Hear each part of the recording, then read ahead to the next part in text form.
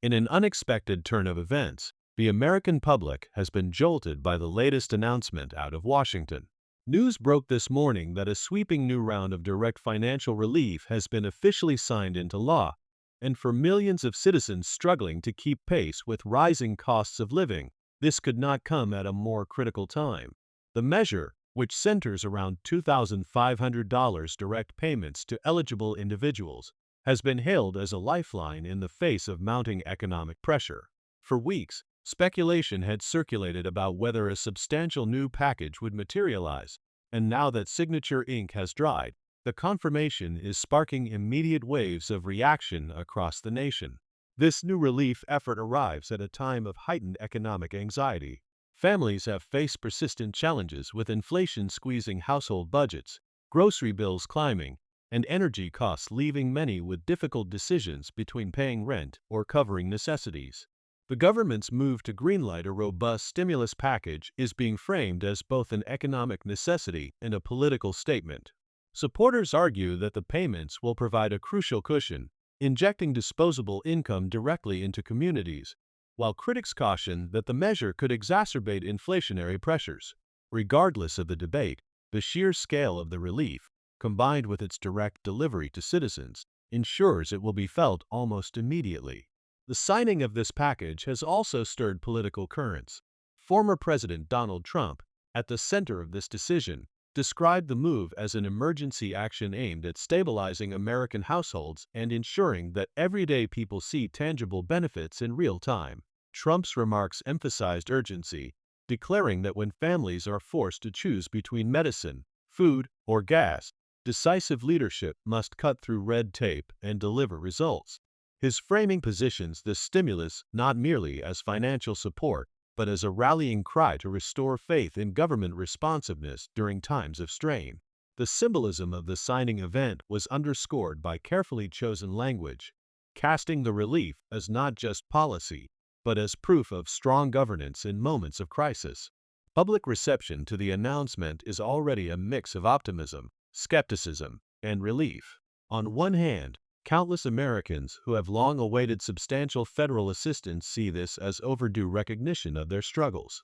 For them, the checks represent breathing room, a chance to catch up on overdue bills, to stock the pantry, to repair a car, or simply to save for the next unexpected expense.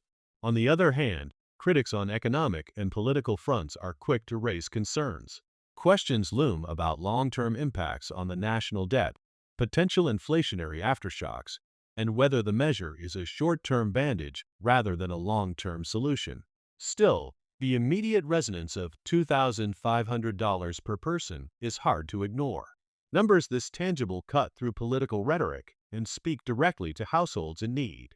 Economists are weighing in with projections about how such a significant injection of cash could reverberate through local economies. Historically, stimulus payments have tended to increase consumer spending in key areas such as retail, dining, and essential services. This time, however, analysts note that the landscape is different. With credit card debt at historic highs and savings accounts depleted for many households, the likelihood is strong that a large portion of the checks will go toward paying down debts or covering accumulated bills rather than discretionary purchases. This distinction may alter the ripple effect compared to earlier stimulus waves, but it also underscores the depth of financial stress that many households face in this current climate.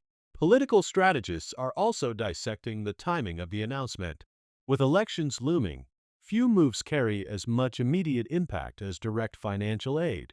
Voters rarely forget the sensation of relief that comes from unexpected cash in their bank accounts, and the narrative surrounding who delivered that relief often carries into the ballot box.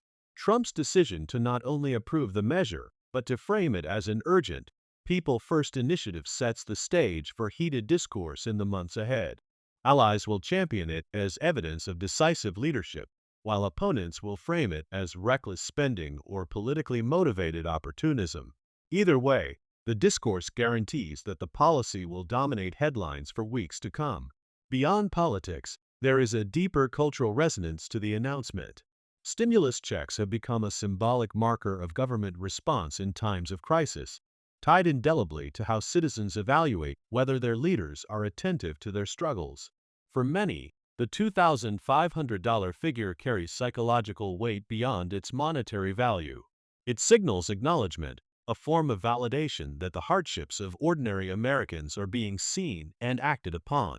The gesture may not erase systemic issues, but in its immediacy, it carries the power to restore hope, however temporary, in the possibility of recovery. As details emerge about how the stimulus will be distributed, attention is turning to the mechanics of delivery and the eligibility framework that determines who benefits most. Early indications suggest that the $2,500 checks will follow a streamlined process similar to prior relief efforts, relying heavily on IRS records, direct deposit channels, and mailed checks for those without electronic banking information on file. Eligibility thresholds, income caps, and dependent qualifications are expected to mirror past structures, with adjustments designed to ensure that middle and working class households see the greatest benefit. Already, public agencies are preparing guidance to answer inevitable questions. Who qualifies? How quickly will funds arrive? What documentation may be required for those whose circumstances have shifted since the last round of aid? These are the pressing concerns now dominating community forums, news broadcasts, and household conversations across the country. For families living paycheck to paycheck, the speed of delivery is paramount.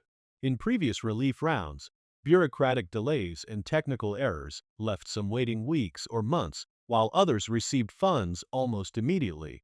This time, officials are stressing efficiency and have promised that the first deposits could land within days of the signing. The promise of speed has become a central selling point, with leaders emphasizing that in moments of financial strain, relief delayed can feel like relief denied. Messaging from the administration is calibrated to highlight this urgency, reinforcing the idea that the government understands and is actively responding to the day-to-day anxieties of ordinary Americans. Media coverage is amplifying the significance of this announcement, with networks running back-to-back coverage, panel discussions, and interviews with both supporters and critics. Financial analysts are being brought on air to explain the likely impact on markets, while political commentators frame the move within the larger narrative of election year strategy. Talk radio and podcasts are already buzzing with debate, with some praising the boldness of the decision and others casting it as an act of desperation to curry favor with voters. In the digital sphere, social media timelines are flooded with posts, memes, and reactions. Hashtags tied to the stimulus are trending, reflecting both excitement and skepticism, with users sharing plans for how they would use the money or venting frustrations about the nation's economic trajectory. Stories of individual Americans are beginning to dominate coverage as well. Reporters on the ground are capturing voices of relief from those who say the checks will help keep their businesses afloat, cover overdue rent, or finally allow them to address medical bills that have been piling up. Small business owners, particularly in industries hit hardest by inflation and shifting consumer habits, describe the relief as a bridge that could mean the difference between staying open or closing doors permanently. For single parents and retirees on fixed incomes, the payment is being described as a lifeline, one that offers a rare moment of financial breathing room. These human stories add weight to the numbers, underscoring the real-world consequences of the policy far beyond abstract debates over inflation or debt ceilings. Yet not all reactions are celebratory. Fiscal conservatives and watchdog organizations are raising alarms about the long-term consequences of another massive spending initiative. Their arguments center on concerns about ballooning national debt, the potential for the payments to spark another wave of inflation, and the precedent of using large-scale direct checks as a political instrument. They argue that while the short-term boost is undeniable, the long-term trade-offs may undermine economic stability and force difficult choices for future generations. This tension between immediate relief and lasting consequences is fueling heated debates on editorial pages, in televised debates, and in academic circles. Economists are split, with some projecting a moderate positive bump to GDP through consumer spending, while others warn that the gains will be quickly offset by broader systemic challenges. The international response is also worth noting.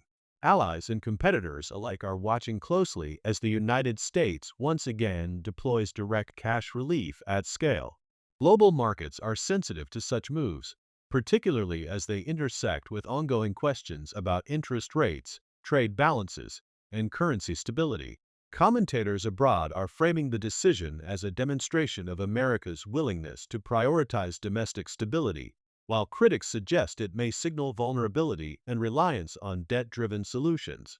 These global perspectives add another layer of complexity, highlighting how domestic policy decisions reverberate well beyond American borders.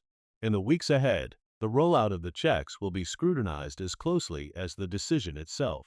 Delays, errors, or perceived inequities in distribution could quickly erode the positive momentum generated by the signing. Conversely, a smooth, rapid, and widely felt delivery could cement the measure as one of the most impactful relief actions in recent memory. Much will depend on execution, communication, and the ability of agencies to address inevitable hiccups without undermining public confidence. For millions, though, the anticipation is already real and tangible. They are counting down the days until the funds arrive, planning, hoping, and in some cases, breathing easier for the first time in months. At its core, this new stimulus is more than just a financial transaction between government and citizens. It is a moment charged with symbolism, politics, and human need. It represents a gamble that putting money directly into people's hands will not only ease immediate pain, but also restore faith in leadership at a time of deep division and uncertainty. Whether that gamble pays off in the long run remains to be seen, but for now, the headline is simple and powerful. Relief is coming, and for millions of Americans, that makes all the difference.